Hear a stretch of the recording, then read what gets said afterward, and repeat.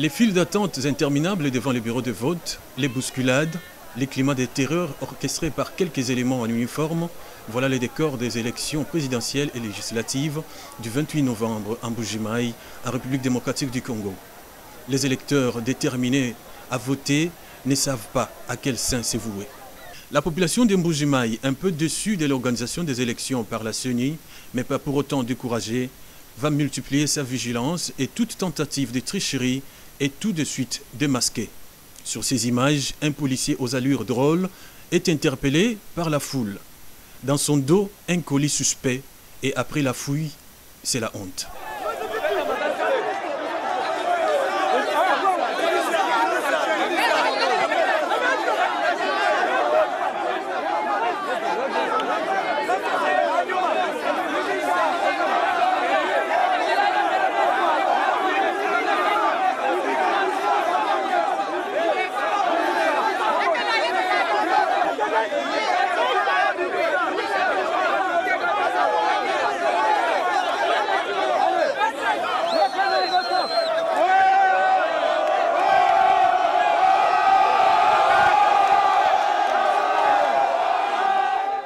Fort de ces coups de filet, les partisans du changement finiront par mettre la main sur une flagrance.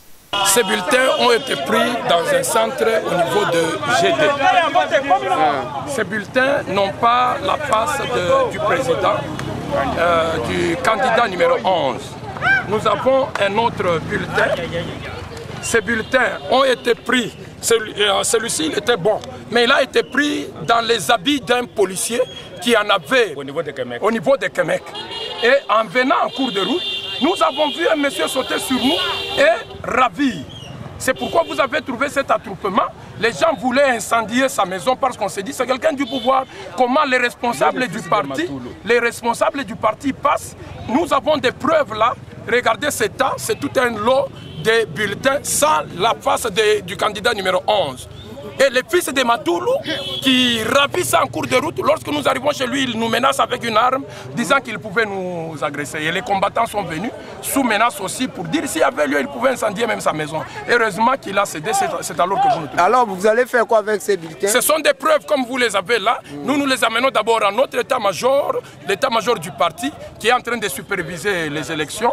Et les autres, nous les avons donnés à la MONUSCO, nous les avons donnés aux observateurs internationaux tant que nationaux. Ils ont déjà pris quelques... Mais pour le responsable adjoint de la CENI Mbuji-Mayi, rien d'intentionnel. Il évoque plutôt une erreur matérielle. Une erreur matérielle, ce n'est pas quelque chose de voulu.